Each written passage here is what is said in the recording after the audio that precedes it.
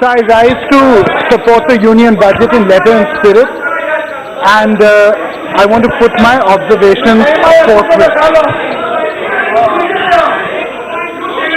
So क्या है ये सब तरीका है क्या है?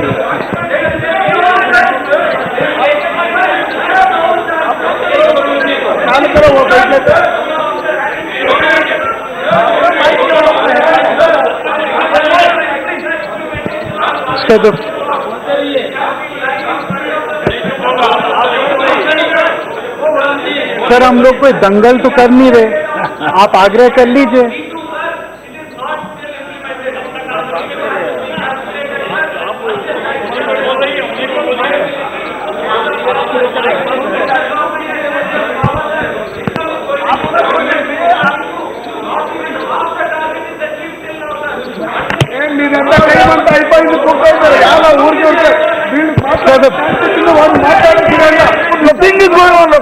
आप बोलिए.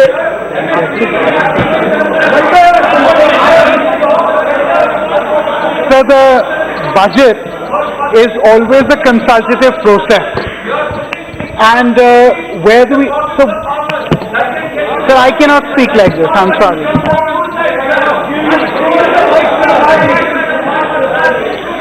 कुछ रिकॉर्ड में नहीं जा रहा है. आप अनुभवी सांसद हैं. आप नहीं, समय की सीमा समाप्त होने के बाद आपको स्वयं बैठना चाहिए. 4 बार आपको समय दिया गया. Naidu, you are very very very senior MP now. Please sit down. You are बैठ जाइए. आप प्लीज बैठ जाइए. Cooperate with the chair. Please बैठिए. गल्ला साहब बैठिए. आप भी बैठिए. नानी साहब बैठिए. आप बैठिए प्लीज.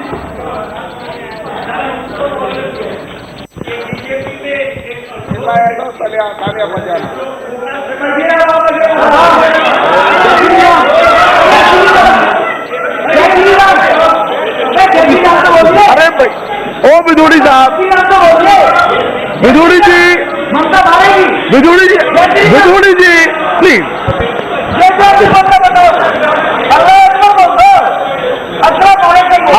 वरुण जी, अब तो स्टैंड कीजिए. So the budget has always been a consultative process, and whether it's industry leaders, whether they're experts, whether it's social scientists, important voices have cooperated in the presentation of this document. 72 countries all over the world are indulging in participatory budgeting today, which basically means that citizens prevent their governments from unilaterally putting forth, and they present their civic policy preferences and priorities to negotiate local budget allocations. So I was recently in Brazil, and I was in the city of Porto Alegre, which is supposedly the best governed city in the world, where neighborhood assemblies, community organizers worked with participants to identify proposals for capital investment.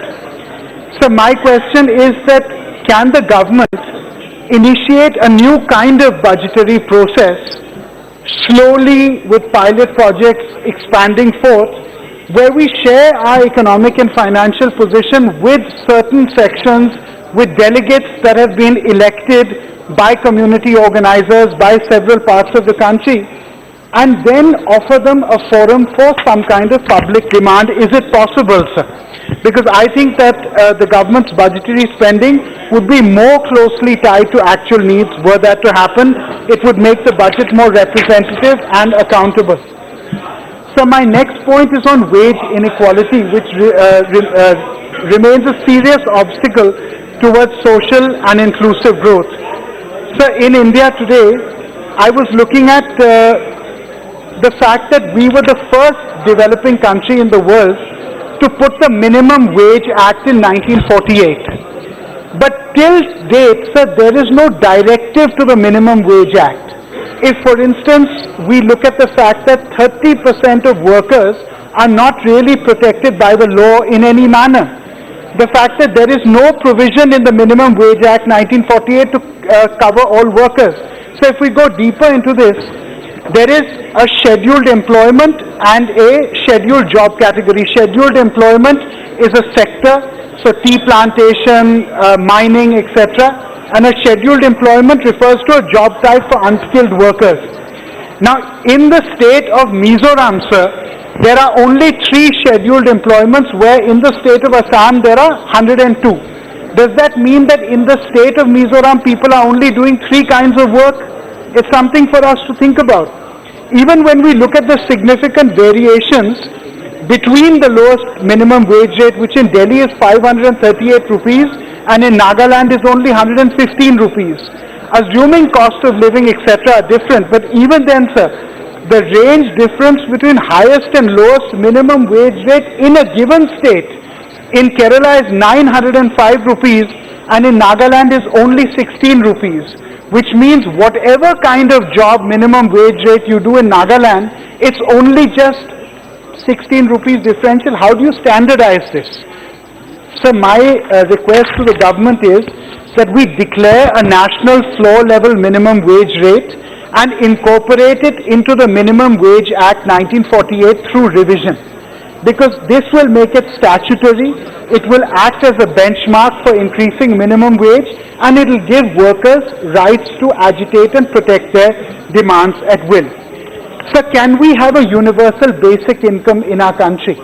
I quote 2 studies of Seva that were done in Dindori and Alirajpur in Madhya Pradesh, where it showed that in the 62 villages that were taken, 90% of them escaped informal debt by becoming producers, whether it's of cloth, whether it's of kulhards, whether it's of milk, etc. So an unconditional basic income has served to reduce child labor, to produce sustainable increases in income, and also to reduce informal debt from money lenders, which is a vicious trap that we all know about.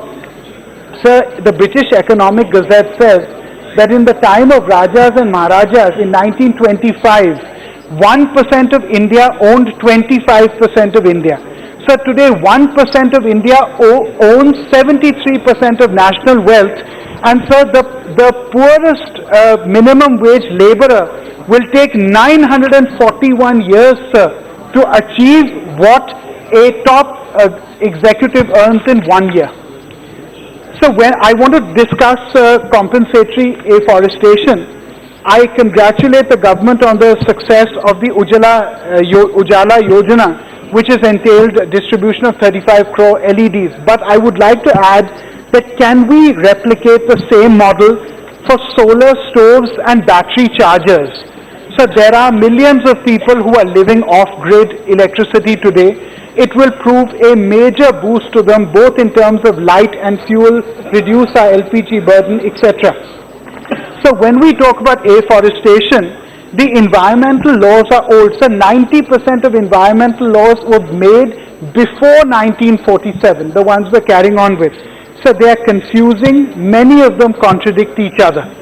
Can we have the best minds in our country sit and write one law for the forest, wildlife and the forest people, and another set of best minds to write a codified law for the environment, which is increasingly becoming an urban issue today?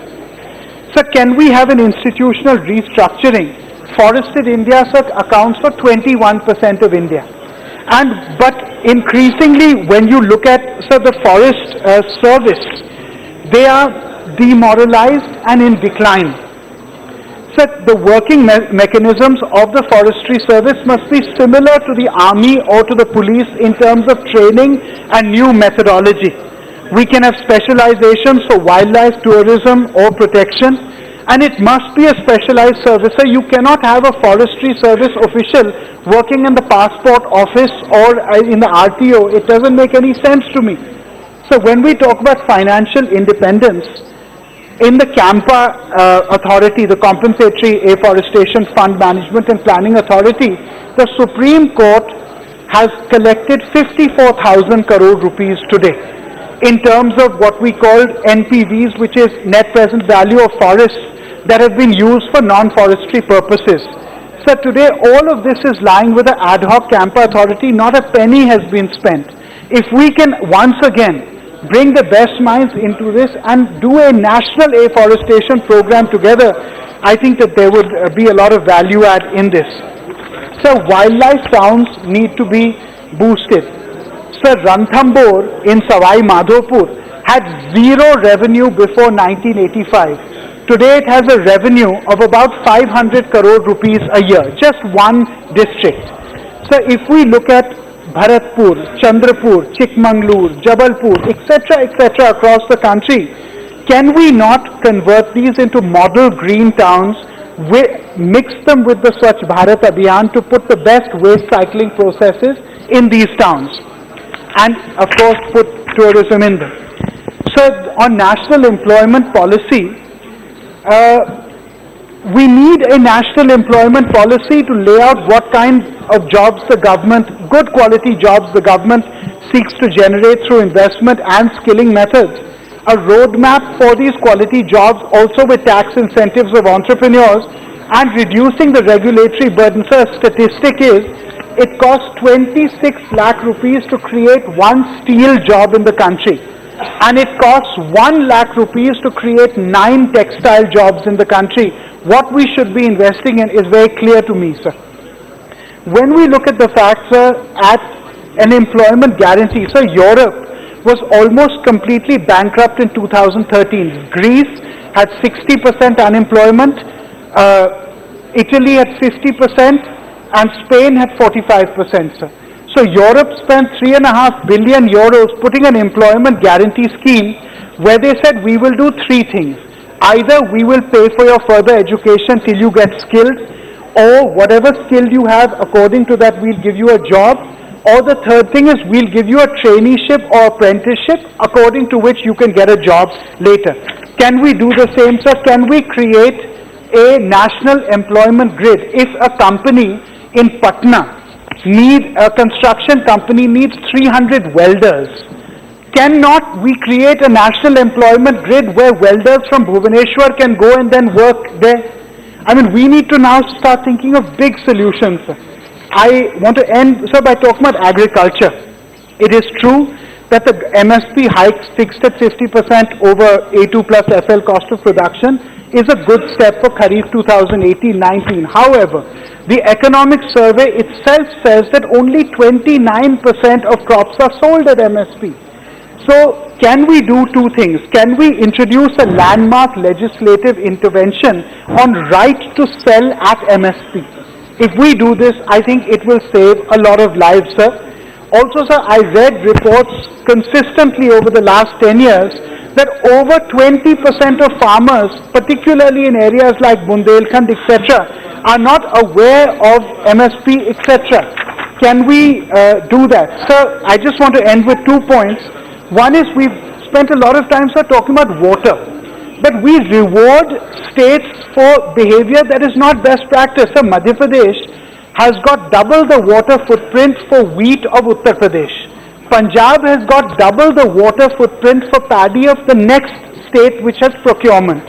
But we do maximum procurement for these crops from these states. Can we work with these states and the farmers to try and institute a different kind of aligned cropping process? I want to just end by 2 things, sir. There's a lot of talk about organic agriculture. So 2 things. One is the decreased capacity of farm produce for organic agriculture has to be dealt with, otherwise nobody is going to do it. The second is the increase in the cost of nutrient basis when compared to NPK or fertilizer. You need 3 times the amount of organic manure, sir, than for inorganic farming. How do we deal with this? And the last, sir, is for the rural population. To escape money lending, we need penetration of formal credit through rural finance corporations. So I want to end by just saying that this is a government which I believes in emphatic social transformation rather than incrementalism. Together, let us build a new India. I hope that with this budget, we start a new pathway. Thank you.